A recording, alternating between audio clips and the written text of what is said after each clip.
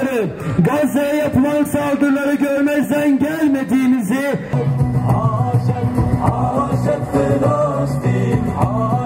أعوذ بالله من الشيطان الرجيم بسم الله الرحمن الرحيم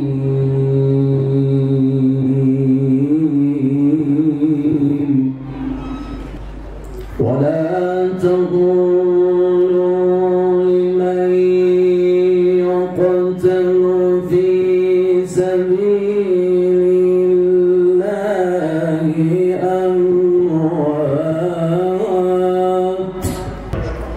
bugün soykırımcı İsrail rejimini yaptıklarını anlamak için sapkın bir anlayışın ürünü olan Siyonist ideolojinin tarihini bilmek gerekir.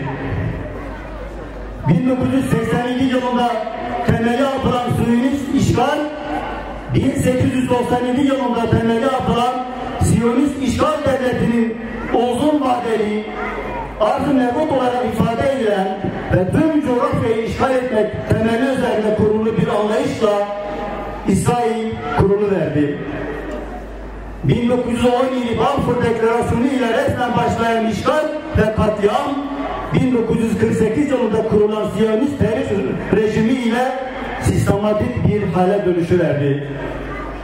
Yahudiler İsrail'in kuruluş sürecinde Filistin topraklarının %5.6'sına sahipken Birleşmiş Milletler tarafından 1948 yılında Filistin topraklarının %56'sı gasp edilerek Siyonist çeteye verilmiştir. Bugün İsrail, İslam dünyasının kalbine saplanmış gayrimeşru bir işgal rejimidir. 7 Ekim Aksa Tufanı Operasyonu toprakları işgal edilmiş, soykırıma maruz kalırken yalnız bırakılmış Filistin halkının insani çırpışının temsil etmektedir.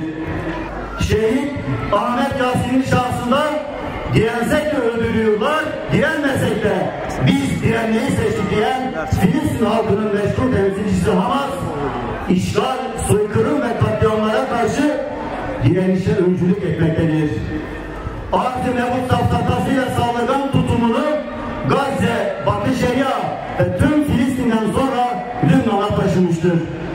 Son 2 haftada Lübnan'da 2000'den fazla insan katledilmiştir. Siyonist rejimin bu azgın tutumu bölge halkları için açık bir tehdittir.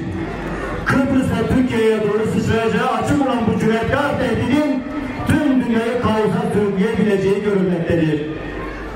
ABD ve Avrupa merkezli emperyalist güçler zalim İsrail'in yanında yer alarak her türlü teknolojik imkanlarını sunarken 57 İslam ülkesi bu konuda maalesef tam bir hayal kırıklığı yaşatmıştır. Filistin yalnızlığa terk edilmiş, yetmezmiş gibi bir de Lübnan işgal edilmiştir. Azgınlıkta sınır tanımayan bu sapkın zihniyet ve destekçilerin dünyayı ve insanlığı sürüklediği yer düşünüldüğünde uluslararası örgütlerin, devletlerin, kurumların ve fert her birimizin insani ve hayati sorumluluklarının olduğu unutulmamalıdır. Vicdanlı halkların gördüğü bu durum karşısında yönetimlerin aklını başına toplayarak harekete geçmeleri gerekmektedir. Meydan bulutun sisin, bu savaş ölümüdür duygu vicdan ve hissin. Bağırsak duymuyorlar, duysa ses vermiyorlar. Bu dünya çok daraldı, size yer yok diyorlar. Herkes avcı misali, herkes hile ve tuzak. Batık bir gemideyiz, kara şimdi çok uzak. Yer ve gök şahit şimdi çığlıkları havara. Yeni güller açar mı bu gelecek bahara? Dökülen yaprakların örttüğü milyon beden,